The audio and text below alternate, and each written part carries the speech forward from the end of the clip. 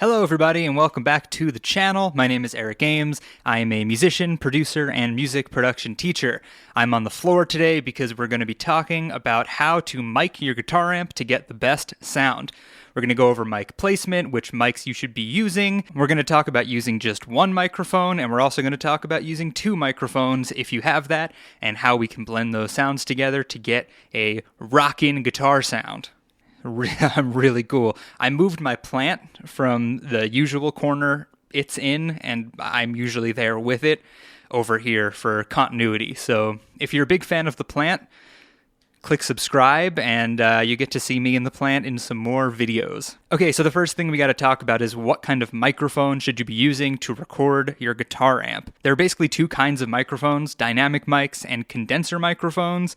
There are ribbon microphones, which are super expensive, so if you're watching this video and you're learning how to do this in your home studio, you probably haven't spent thousands of dollars on a ribbon microphone.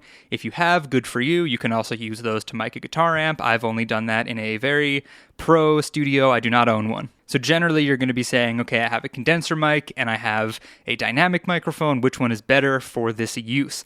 And the answer is you can use either of them. They're both good. They just sound different. So for example, I have an AKG C1000S, which is a condenser mic, sounds good on a guitar amp. I also have a Shure Beta 58A, which is essentially just a SM58 like you see on stage and you see in studios, so you can use something like that, or an SM57 is a super popular microphone to record guitar amps with. Fun fact, the SM58 and the SM57 have the same capsule underneath the grill.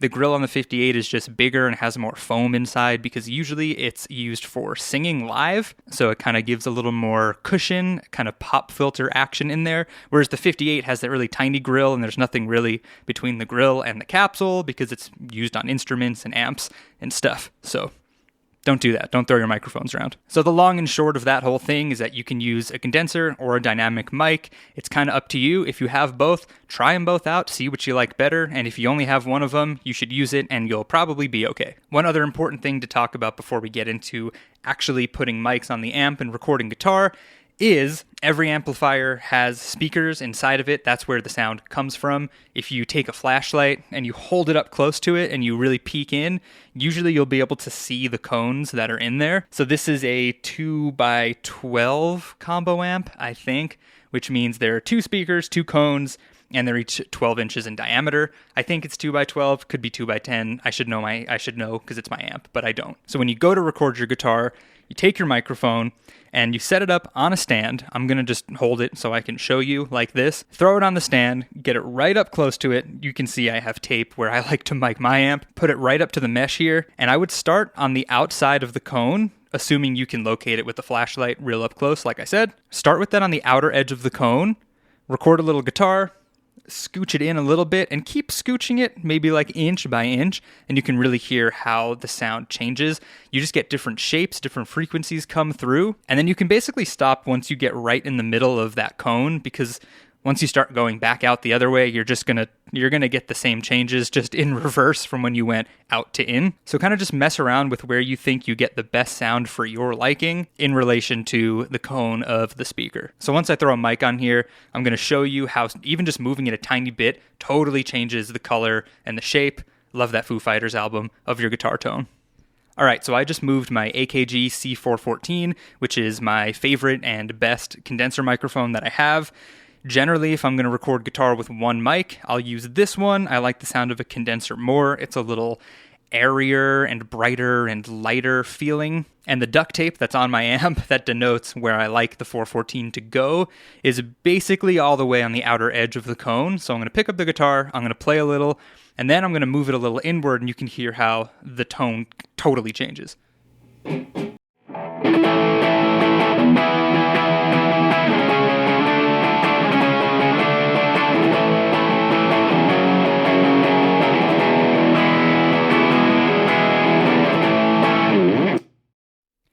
So So that's the baseline tone, just throwing the 414 on the outer edge of the cone. It's a little thick, a little low-endy, a little bassy, boomy for me, but it's nothing EQ can't fix. It's a great tone to start with. And what I'm going to do, I'm just going to move it about halfway from the outer edge to the center, the middle of the cone, and just play a little more guitar, and you can hear how it totally changes.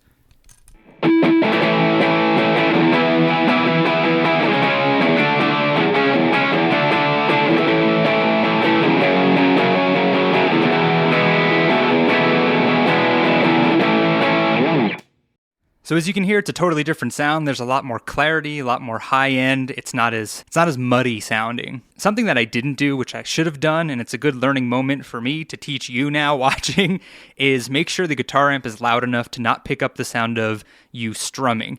Usually when I record electric guitar, my amp is on this setting, but I'm sitting at my desk over there, and you can't hear the sound of the pick clicking against the strings. But since I'm sitting right there, so I can be in the video, you can hear it just a little bit if you're listening loudly on speakers or in headphones. So for the next test, I'm going to turn my amp up a little bit to avoid that. So be careful and don't make mistakes like me. So when it comes to recording guitar through your amp, that's kind of all it is. You take the mic that you feel like you get the best sound out of. In my case, I'm going to go with the condenser. You're going to put it right up to the mesh as kind of close as it can go. This one has a big shock mount, so the shock mount is just about touching it, but not touching it. And then you're going to track a little bit of guitar, move it around, scooch it around on the cone, and see what you like the best. And then when it comes to gain, volume, just make sure you turn your volume on your amp up enough where you're getting a nice thick sound wave in your DAW, and you're not clipping, but it's not too quiet. And like I said before, make sure it's loud enough where you can't hear the strumming of your guitar in the song. So let's move on to using two microphones, because this is how I do it all the time, because thankfully I have the resources to be able to do that, and I think you get a much better, more diverse sound, and it's a more malleable thing to work with, because you have two different tracks. You can kind of blend the two sounds as much as you want. So I'm going to move the 414 back over to the edge of the cone, and I'm going to set up another SM7, which I like to use because it just sounds good on the amp, and I'm going to put that where this other piece of duct tape is, on the opposite side of the same speaker cone. Check it out.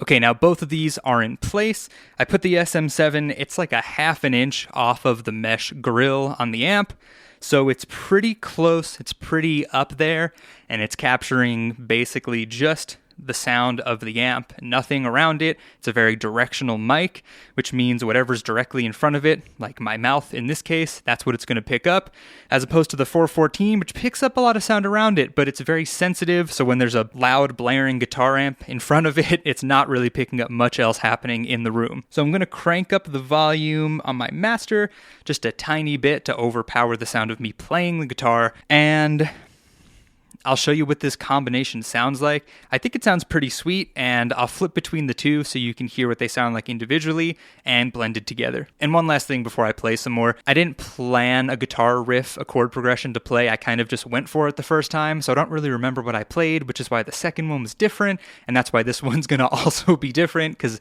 I don't remember what I was playing. I'm just messing around. So, sorry.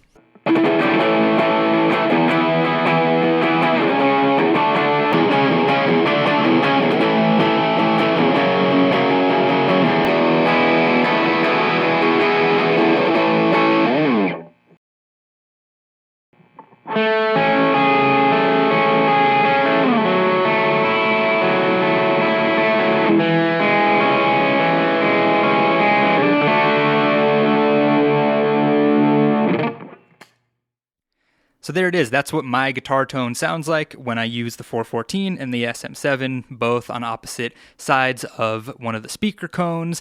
But as I was recording that little guitar snippet, I was like, I don't think that paints a good enough picture of what the guitar tone can sound like, because it really only makes sense if you hear it in context. So I went to my computer and I made a little software MIDI drum loop thing, and I'm going to double track a guitar part, pan 1 hard left, pan 1 hard right, because that's really what it sounds like when I record guitar. So kind of in the context of a song, it'll give you a better idea of what you can do. And for the record, when I use two mics, which I always do, I always group them together in Logic. So I'll take these two and I'll make group 1. And then when I do a double track, I'll take the second set of these tracks, right, from these microphones, and I'll make a second group so then I can manipulate them kind of together and not have to, if I want to edit one here, I don't have to edit the second one right. I'll just edit them together, pan them together, adjust the volume together, and it makes it super easy. So, without further ado, here is what my guitar tone sounds like in the context of a little fake song I just wrote.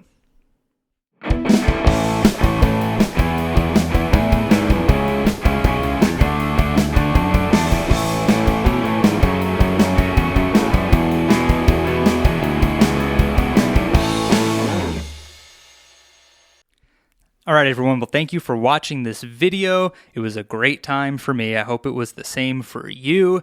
If you like this video, subscribe for more. I feel like my hair is doing a weird thing. If you like this video, subscribe for more. Hit that like button if it was helpful, useful to you. That's all I'm really trying to do here is help people who are making music at home make better sounding music. If you like the videos but you want some more personal one-on-one guidance, I do music production recording lessons. I do them one-on-one via Zoom. So if you're into that, if you want a little more direction, feel free to email me. That info is on my website in the description box.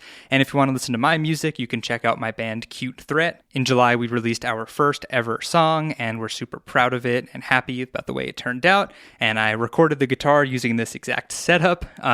So that link is also down there in the description, and I will see you all in the next video.